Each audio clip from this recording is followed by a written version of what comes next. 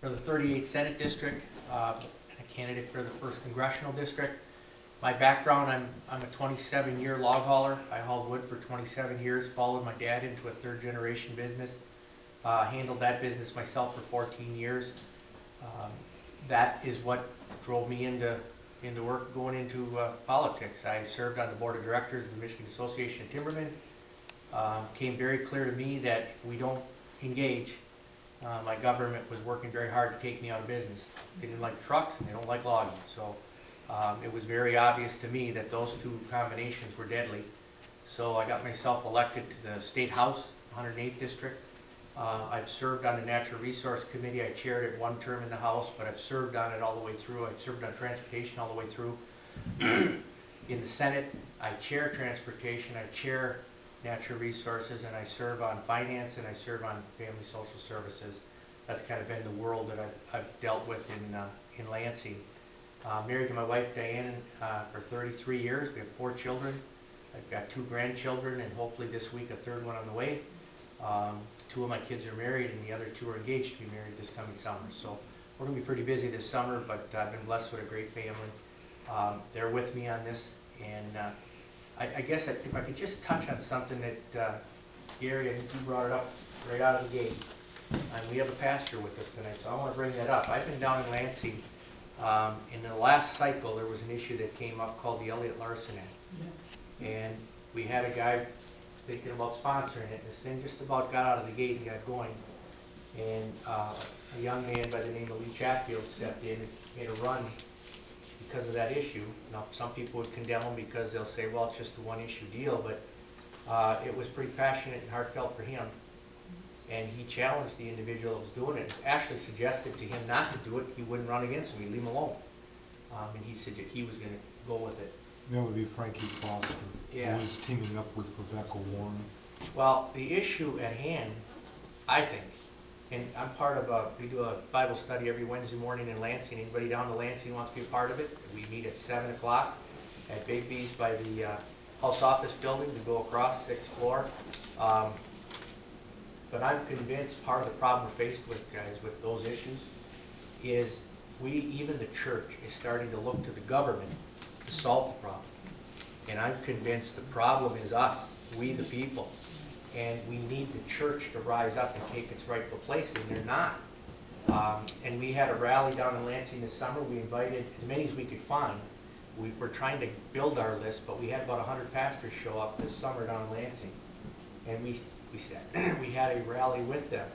And we kind of, as elected officials, kind of challenged back at them that we need them. We need your help. Because I'm convinced our government does work. Unfortunately, it's not working the way we like it today. And what I mean by that is, if it was working and the system, and we as a people, as a whole, were like it used to be with our grandparents and our parents' generation, nobody'd even think about bringing something like that. It just wouldn't happen because people of faith would rise up and say, not on my watch, it's unacceptable. Well, since you broached the subject, let me ask you a question. Yeah. Where were you December 2nd? December 2nd. What was December 2nd? Well, a group of us, my wife and I, we were not practicing to be hippies from the 60s. Yes. You know, I was kind of 13 in '69 hit. Yeah.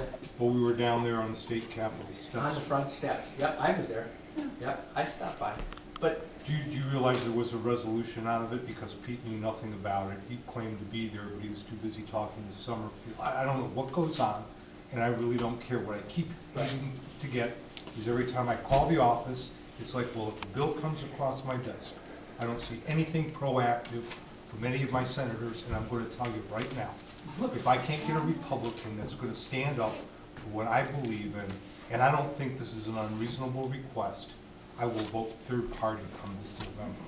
I don't disagree with you, but when you talk about the rally, my opinion, if we are 80%, I've heard upward of 80% Christian, this nation, 80%.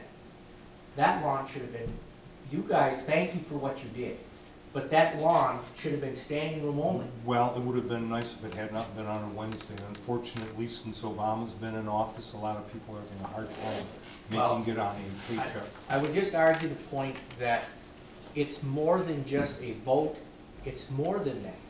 And like I told my pastor, I can't be looking back when we're dealing like with Elliot Larson, and there's nobody back there. And I don't mean, like, you guys thank you for what you did, but when I say nobody, I mean the masses are either staying home, they don't care, or everything else is more important to them.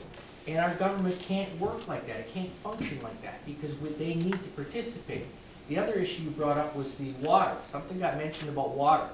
Well, the United States, the EPA, has been working on what they call the waters of the U.S. That is about as dangerous of a path as we can go. You've got the EPA going right around Congress, and they're going to legislate how we use our water, when initially they only had governing authority over navigable waters. That's what they had. Now they want the whole enchilada, which includes a little pond in your backyard. How do you control us as far as development, a way of life, our own personal property? You take your rights away from you that way. You take control over the water, you take control over the wetlands, you take control over the land. EPA's been doing this stuff on steroids. We have a lawsuit that was initiated by myself and a couple others up in the Upper Peninsula. We got Marquette County Road Commission to take, we needed somebody to take the face of it. We've been trying to raise money behind the scenes to keep it going. The lawsuit's been dropped in Grand Rapids in federal court. I challenge you to go look at the complaint, because the attorneys, Clark Hill was the law firm we retained, they've been FOIA-ing for almost a year. That's why it took us so long to get there. They needed the information. So far, what we found, the EPA has been coordinating with Senator Barbara Boxer in California on a haul road in Michigan. They assured her, and here's what's important, the timeline of the email exchange. The EPA office assured Senator Boxer's office in California the haul road in Marquette County will not be built. Here's the irony of all that. The email exchange and the dates on it were right before Marquette County Road Commission actually applied for the permit. So they knew it was coming because Marquette had been building up, putting their information together. You got our government telling Senator Boxer the road's not going to get built. They hadn't even got out to first base, but yet they never said anything like that to us. We went through town hall meetings. We had places packed up there with people that showed up to say, build the road. And they went through this Mickey Mouse event. They had already formed their opinion and already made up their mind before it was ever done. That's where we got overreach with the federal government taking over. And we've got, you know what else we got going is coordination between said federal government agency with our own DEQ federal state agencies, because the FOIA showed that too. Okay, so I guess you're the one that can answer the question. So is the DEQ and the DNR of Michigan writing regulations and rules Yes. as other laws? Yes. Oh my goodness, yes.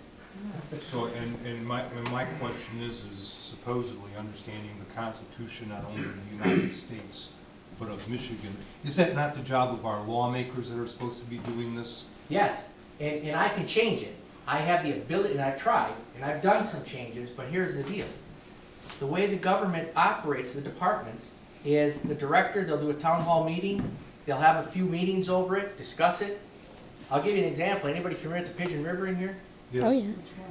The Pigeon River, the whole Pigeon River, the contiguous Pigeon River, over by Gaylor, just north of Gaylor. Oh, the one that goes up to about Sheboygan? Or Yeah, just pretty about, close, yeah, when you're Okay. 120,000 acres. Yeah, we canoed it. The director of the DNR, as an example, it's just one example of many, but the director, they held public hearings with the NRC, the Natural Resource Commission, about what they needed to do in the Pigeon River pertaining to people being able to ride the horses out the Pigeon River, who, by the way, have been doing that for over 30 years. So the order ended up saying, we got an audit from the federal government, this would be the Fish and Wildlife, said you must do, and then they told us what it was. The DNR said we must do X, Y, and Z. Public hearings, there was waves of people coming. Don't do this to us. Work with us. Sit down, let's talk. Legislators saying, hold the fort. Don't do this. This isn't right. Becky Humphreys signed the order 6 o'clock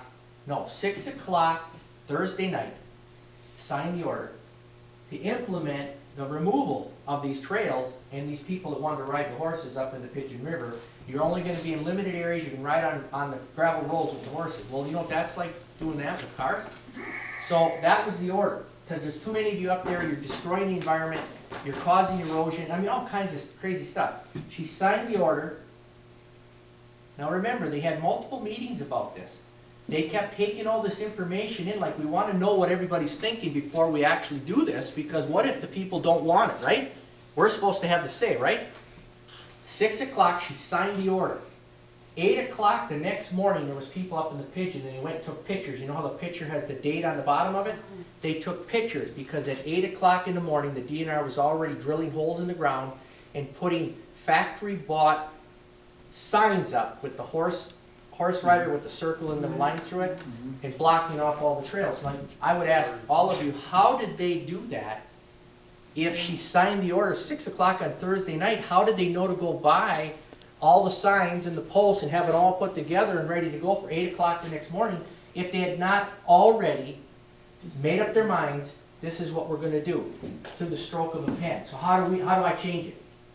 I got to craft a bill, which is fine, I'm not complaining, but I got to draft a bill, I got to go to a committee, I got to convince half the committee, better than half the committee I'm right, get it passed, go to the Senate floor, convince half the Senate I'm right, then I got to go over to the House and go through the same process again, convince the House I'm right, over half, and then get a governor to sign the bill. The director did it simply through the stroke of a pen. The process I have to go through can be tough, which is good, so I can't be king for the day. So it's a good process.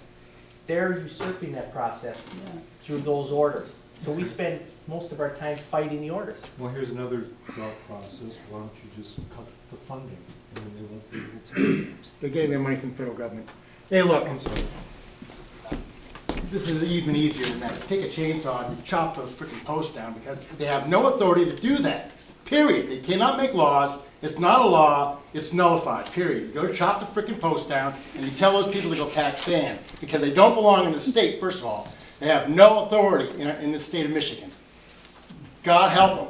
And the same crap they're pulling out there in Oregon right now, trying to get those ranchers off the land by burning them out and saying, oh, you know, you got the turtle, or you got this other thing, or, you know, the natural birds up there. It's all designed to get the ranchers off the land so they can get in there and get the minerals out. It's as simple as that. And all the EPA and all these alphabet soup organizations that are part of the government, they're not here to protect us anymore, folks. They're not here to protect us. They've been infiltrated by people who want to subdue us and take our lands and take our freedom, take our property, and push us into the cities so they can have access to all of our stuff. It's as simple as that. They've been very sneaky about it. They say, oh, the environment, oh, you know, we got to watch out for our fuel, oh, we got this other problem. But it's like, don't you think, you know, your children should be raised by some other people instead of yourselves? Things just crazy, things that we never would have accepted just 10 years ago. And they're getting away with it. And we have to just say no. But you know what he's saying was actually in a report back in 1958 by a former FBI agent. And he listed the things that the government was proposing to do. And I was shocked when I read this report back in 1958, going through the EPA, If you look at going through our school system, making every part of same-sex our marriages. society is being undermined by it. If you look at the 10 planks of the Communist Manifesto, they pinged every single one of them, straight down the line, federal, state, local. You know, if you look at, you hear about people want to put bike paths in. That's communism. You know, who needs a bike path up here? There's hardly any cars, let alone, you know, places you can ride your bike right down the middle of the road. And most of the time, the deer won't even hit you, most of the time. But it's just crazy what they're doing, and we sit by and we go, oh, they must be right because they're the experts. They're not. The thing that I don't understand is how they can actually pull it off.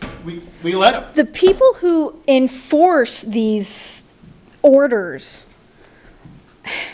don't they have brains? Yeah, well, they get a job, and they got to protect that job. Well, yeah. But you have to ask yourself, again, because you just mentioned all the way back to the 50s, but what's changed and why aren't people reacting? I agree with you. Why is not the public reacting?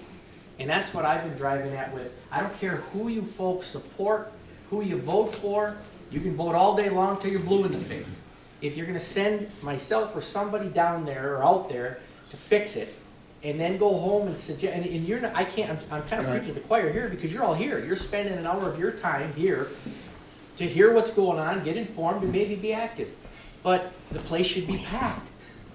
That's my point. And so when it's not, then the government starts reflecting that inaction or that passive, well, whatever, and it makes it very difficult. I've got an individual up in Manistee. He's got a camp in the Hiawatha Forest. Forest Service came in and suggested his property line was over on theirs, and they were really trying to take his property. Dr. Veneshek was involved, and thank goodness, because had he not gotten involved, they would have taken his property. And it's still not resolved, but here's the issue. This elderly gentleman had one of his buddies out for hunting season when they, in my opinion, really came on him way too strong. They brought out conservation officers, you name it, like he was somehow a criminal. They sent one of the guys to the hospital with a massive heart attack. So this goes to court. Dr. Veneshek's office went and helped him at the court. Our office tried to engage. Nobody went from his family. Nobody from Manistee. It was on the radios, people were talking about it. Nobody in our society was going in with this individual because his property rights are getting taken from him. And so he goes into court, spends his money to fight the government on his own, literally. And I don't say it to blame, I'm just saying it to say, I'm looking at myself when I say it, but he shouldn't be going to court alone. The room should be packed with his neighbors, his family, and Manistee. And the community should come out and jam that courtroom and say, the way the government is treating this man is inappropriate, we're not standing for it. Now you'll get some action, I think, better than what we're doing by us. We're there, so they're paying attention, but they're dragging it through the system. And a side note on that was a decades-old hunting camp. That wasn't something they just built like 2 or 3 years ago. That thing had been there for... Right, 3 generations. Yeah, it's a shame what they did to him. But anyway, I don't want to take all the night here away from you, but thanks for letting me share with you. But I am convinced our government system can work. Of for and by the people, but we the people have to engage. And it can't be just a handful, and when I say handful, when we're talking about how many hundreds of millions of people there are in this country, and only a handful percentage-wise are the only ones speaking out, saying something, other than when you're at the coffee shop with your buddy and complaining and having coffee, it doesn't work. We need help. Whoever's running for office, we need help. Well, I will tell you for a fact, sir, this year, prior years, I have called Jim, I have called Pete, I called John when John was down there. I have gone to the ritual and the runaround. As a matter of fact, I called, you might know Senator Rick Green. Mike Green. To Jones or whoever's on the Judiciary Committee in Lansing. Oh, Rick Jones, yeah. Yep. Talked to him about the RFRA bill that was supposed to go through the House and Senate. And I talked to one of his aides, because you don't get to talk to these guys directly. He said, well, you know, that bill's kind of controversial. It's like, are you kidding me?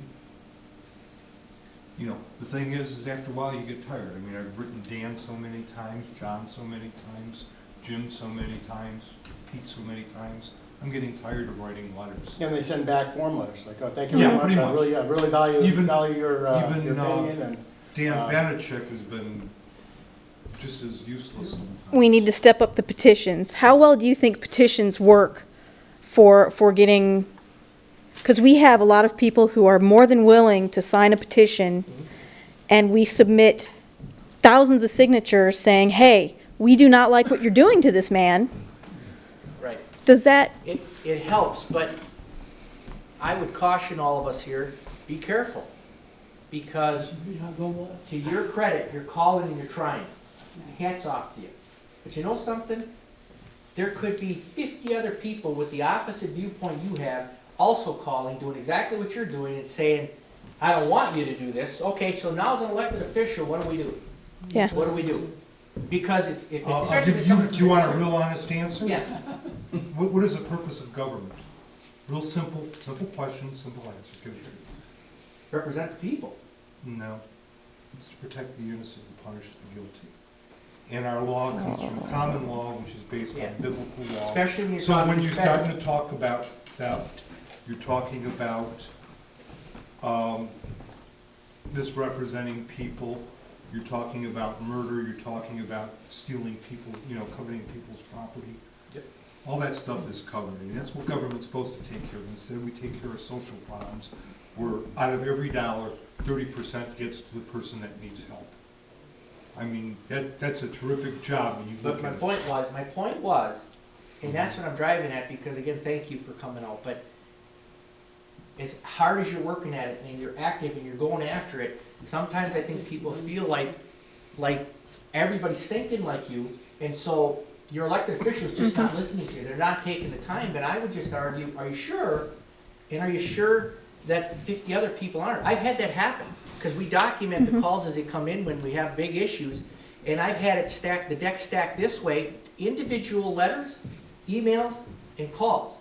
Strongly this way, and over on this side, the group that really felt like they were active, when they asked me, well, how it laid out, why did you do it this way? I said, well, here it is, and I showed them the calls. I blotted out the names, but I showed them the number, and they almost fell over because they were passionate, and they were engaged, and they felt like my elected official needs to listen to me because I called. And I don't want to be disrespectful, like I'm not going to listen to you, but what I'm really arguing at is I think, what I'm hearing here tonight, I think we're on the right side of history. I We're not fear- acting on it. I fear the public is drifting away from us. And we're arguing amongst ourselves rather than trying to convince our neighbors or our friends, this is why we need to do this. And so then if we don't talk to them, well then go to the elected official, he'll change it or she'll change it, just make them do the right thing. And it's getting harder and harder because the public is drifting. Well, no, That's what it is- exactly wall right. thing. That's exactly right. In an organization like Wall Builders, they're talking to the people, and they say, we have the government we have because this is what we did. And it's waking up the people. And, if you were somebody that was in my district or something like that, and if you sent out, we live in the woods, we don't have email, but if you sent out an alert, call out the guards. And the people who says, all right, you don't like government, and you call this one, you can almost, to activate. Because I swear, when in Indiana, they must have called all these people to come and pounce on them because the governor wanted to pass a form of religious protection. Right? I says, these people must be paid because the average person who's at a job cannot go out there, but who got the media attention? Who got the governor to back down on his law, and where were the people? I mean, even organizations like Walmart and Google and Microsoft, putting in their voice, but then people like us aren't heard in it. Yeah, and I'll let you go, but I'm just challenging us all. We gotta educate our neighbors and our friends. And the church has to rise up. That would make a good YouTube video. How to be Thank you. involved. Thank you. Thank you, Tom. Thank you. Thank you.